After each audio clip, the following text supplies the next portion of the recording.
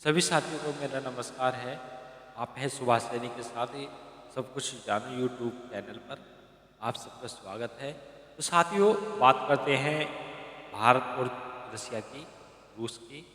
तो उन्होंने ये भारत और रूस दोनों मित्र देशों ने आपसी समझौते में स्टील जो उद्योग है उसको बढ़ावा दिया है, तो उसी के बारे में जानते हैं।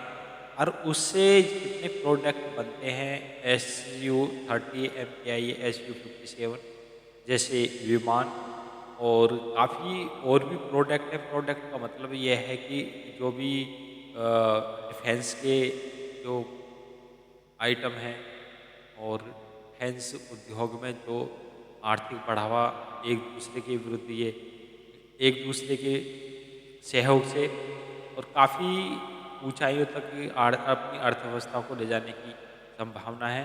तो हुआ ये है कि जो है जो अमेरिका है, अमेरिका बार बार भारत पर टैरिफ लगा रहा है, तो उसके चलते ये जो है दोनों देश पहले से काफ़ी अच्छी मित्रता है और अच्छी मित्रता यानी कि बनी है। तो इसी के बारे में आप जानते हैं कि क्या खास बात है। तो भारत के भरोसे रूस का विमान उद्योग स्टील जेट खरीद कर दोस्त का एहसान चुकाएगा हिंदुस्तान। तो आप देख सकते हैं। और इसी के बारे में जो है बात करते हैं कि प्रधानमंत्री नरेंद्र मोदी जी और रसिया के जो राष्ट्रपति हैं, तो सैन्य ताकत और सैन्य तकनीकी सहयोग के लिए रूसी संघीय सेवा होती है। संघीय जो कहते हैं केंद्र, तो ये केंद्र सेवा के डायरेक्टर दिमित्री सुगायेव ने कहा है कि जैसे भारत के हम सबसे जो निकट या सबको पता बताने के लिए भारत के पास रूसी S-4 सिस्टम 100 है। तो S-400 की जगह और भी सिस्टम जो है इन्होंने बनाया है, तो उसके लिए भी बात करते हैं।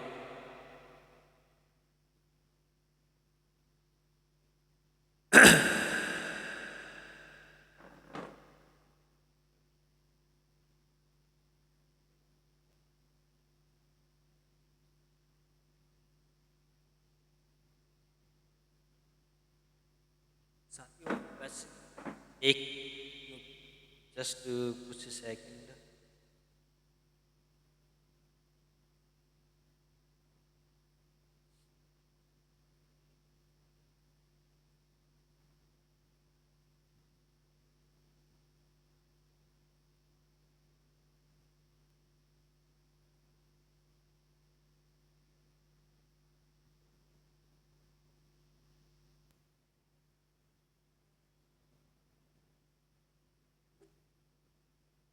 साथियों, मैं माफ़ी चाहूँगा, बस थोड़ा सा जो सिस्टम को एक्टिव किया है।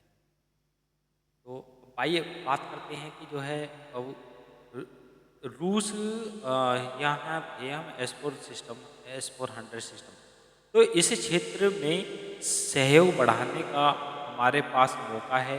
इसका मतलब है कि नई आपूर्ति, अभी तक हम इस बातचीत कर रहे हैं, और इसका मतलब है कि Bharat S-400 air defence system के यूनिट खरीद सकता है।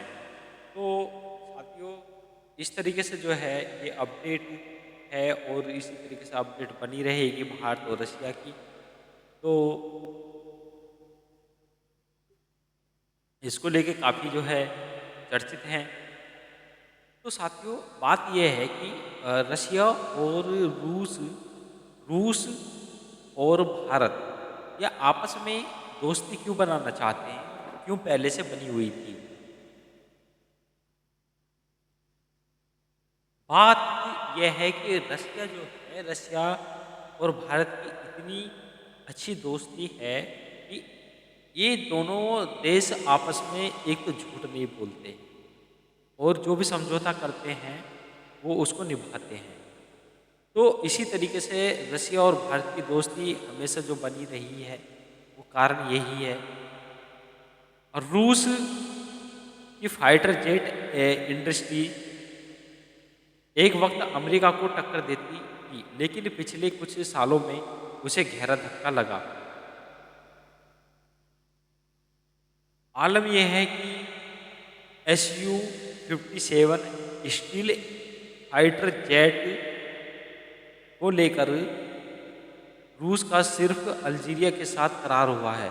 तो हम जो बात कर रहे थे ये SU-57 स्टील फाइटर जेट, तो ये रसिया ने अब नया एक फाइटर जेट बनाया है। तो ये भारत के साथ इसका जो समझौता हो सकता है, तो अल्जीरिया के साथ करार हुआ है। वे काफ़ी कम विमानों को लेकर ऐसे में रूस चाहता है कि SU-30 MKI की तरह भारत एक फिर से उसके स्टील फाइटर जेट में भरोसा दिखाए, ताकि उसके लड़ाकू विमान उद्योग को नया पंख लगे। मार्च 2025 में रूस ने भारत को SU-57 लड़ाकू विमान खरीदने पर टेक्नोलॉजी ट्रांसफर और ज्वाइंट प्रोडक्शन का भी ऑफर दिया था। इस बीच सैन्य ताकत सहयोग के लिए रूसी संघीय का मतलब है केंद्र सरकार, तो अगर डायरेक्टर तिमोथी सुगाएव ने कहा है कि जैसे कि हम सबको पता है कि भारत के पास रूसी S-4 सिस्टम है, तो इस क्षेत्र में सहयोग बढ़ाने के हमारे पास मौका है।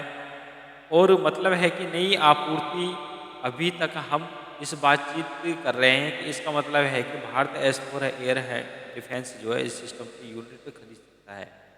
तो ये क्या आयस लगा रहे हैं रसिया। तो रूसी न्यूज एजेंसी ने टास ने कहा है कि भारत रूस से S-400 डिफेंस सिस्टम के और यूनिट खरीदने के लिए SU-57 के लिए बातचीत कर रहा है, यानी कि SU-57 भारत से रूस खरीद सकता है। भारत रूस से खरीद सकता है। तो दिमित्री सुगाएव ने कहा है कि सहयोग का एक अन्य क्षेत्र भारत को SU-57 लड़ाकू विमानों की आपूर्ति है।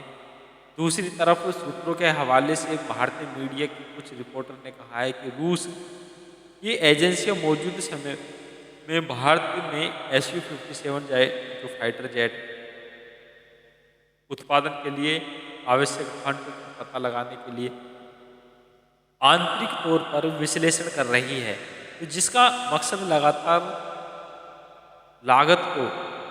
लागत को और कम करना, समय सीमा को भी कम करना और टेक्नोलॉजी को एडवांस करने के लिए मौजूद बुनियादी ढांचे में मैक्सिमम लाभ उठाना है। तो क्या भारत में ही हो पाएगा SU-57 लड़ाकू विमान का निर्माण? रिपोर्टों के अनुसार, कुछ तथ्यों के अनुसार कहने का मतलब यह है कि जो स्थानीय SU-57 निर्माण के संभावित साझेदारों में सरकारी स्वामित्व वाली हिंदुस्तान एरोनॉटिक्स लिमिटेड HAL शामिल है, जो अपनी नासिक यूनिट में SU-30 MKI को रूसी लाइसेंस के तहत असेंबल करता है।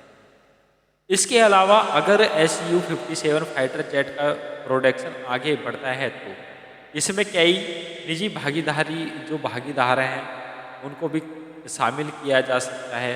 तो रूस सरकारी डिफेंस कंपनी रोसोबोरोन एक्सपोर्ट जो SU-57 लड़ाकू विमान बनाती है, वो भी भारत SU-57E के स्थानीय उत्पादन के लिए मौजूद SU-30 MKI बुनियादी ढांचे को भी इस्तेमाल करने की बात कही है। तो जहाँ तक है कि साथियों, भारत और रसिया, तो रसिया जो है भारत के लिए अपनी टेक्नोलॉजी ट्रांसफ़र कर सकता है। तो कंपनी की तरफ से बयान जारी में कहा गया है कि भारत पक्ष अगर तैयार होता है तो SU-30 MKI लड़ाकू विमान उत्पादन करने वाले कारखाने में ही SU-57 लड़ाकू विमान की उत्पादन थोड़े समय के भीतर शुरू किया जाएगा। तो साथियों, बात यह है कि अगर ये टेक्नोलॉजी भारत में रसिया ने ट्रांसफ़र कर दी, तो यहाँ के जो भारत के निवासी हैं और इन लोगों को यहाँ रोज़गार मिलेगा। जो इंजीनियर बीटेक या IIT से और IIT जितने भी मतलब स्टूडेंट हैं, उनको काफ़ी रोज़गार मिलेगा और काफ़ी बेहतर लोगों के लिए रोजगार उत्पन्न हुआ। तो दूसरी तरफ भारत को भी महीने में पाकिस्तान से हुए संघर्ष के बाद 5वीं पीढ़ी के लड़ाकू विमान की जरूरत है। हालांकि भारत पहले से ही स्वदेशी और 5वीं पीढ़ी के लड़ाकू विमान AMCA advance medium combat aircraft पर काम कर रही है, लेकिन कुछ डिफेंस एक्सपर्ट का कहना है कि माना जाता है कि भारत को बैलेंस बनाते हुए रूस से कुछ स्क्वाड्रन Su-57 24 से 36 विमान खरीद लेने चाहिए। तो AMC के प्रोडक्ट्स को तेजी से आगे ले जाना चाहिए। इसमें AMCA प्रोग्राम पर भी असर नहीं होगा, तो भारतीय वायुसेना की मुश्किलें भी कम हो जाएंगी और भारत ने खरीदा तो बदल जाएगी Su-57 की किस्मत। तो बात यह है कि साथियों, भारत के राफेल खरीदने से पहले फ्रांसीसी फाइटर जेट के काफ़ी कम खरीदार थे, लेकिन भारतीय वायुसेना का राफेल के लिए जैसे ही करार हुआ, इस विमान की किस्मत बदल गई। दुनिया के कई देशों ने उसके पास जो फ्रांसीसी फाइटर जेट खरीदे हैं। रूस भी यही उम्मीद कर रहा है कि Su-57 एक सुपर सैनिक ट्विन इंजन 5वीं पीढ़ी का मल्टी रोल फाइटर है, जो air supremacy, ground attack, electronics warfare से सक्षम है। तो ये जो लाइन है साथियों, इसके बारे में मैं बताता हूँ। जो ये सुपर सोनिक फाइटर जेट होते हैं, इनमें इतना हाई पावर इंजन होता है कि एक पलक झपकते ही 7-8 किलोमीटर दूर चला जाता है। तो बात यह है कि और इतनी स्पीड से ये रडार जो होता है, रडार सिग्नल में भी नहीं आता। तो खास बात यही है कि अटैक करो और तुरंत पलक झपकते ही काम हो जाए। तो भारत यही चाहता है कि इस तरीके की फाइटर जेट विमान आए, और इन विमानों से बात यह है कि इनका अटैक जितना मतलब कम होगा, अपने देश के जो वायुसेना के जवान हैं और फाइटर मशीनरी है, जेट विमान है, तो उसको भी नुकसान नहीं पहुंचेगा। तो इससे क्या है कि जो भारत की इकोनॉमी अर्थव्यवस्था है वो बनी रहेगी, डिफेंस के लिए भी काफ़ी अच्छा है। तो ये खासियत इसमें लगी लंबी दूरी की R-37M मिसाइलें हैं, जो hypersonic air to air missile है, यानी कि हवा से हवा में मार करने वाली, और जिसका रेंज 350 से 400 किलोमीटर के बीच है। ऐसे में अगर भारत रूस के साथ समझौता करता है तो सिर्फ Su-57 की विश्वसनीयता पूरी दुनिया में बन जाएगी, बल्कि रूस की डिफेंस इंडस्ट्रीज के फिर से अच्छे दिन आ जाएंगे। तो साथियों, ये अपडेट थी और हम इस अपडेट को लेकर आए थे। तो साथियों, हमारी ये वीडियो अच्छी लगे तो शेयर और सब्सक्राइब और अपने फ्रेंड सर्कल में और साथियों को ज़रूर भेजें। इसी तरीके की अपडेट लेकर आते रहेंगे। और ये दोस्तों, जो स्टूडेंट पढ़ने वाले हैं, और ज़रूर शेयर करना और सब्सक्राइब करना। साथियों, आपका सभी का धन्यवाद वीडियो देखने के लिए।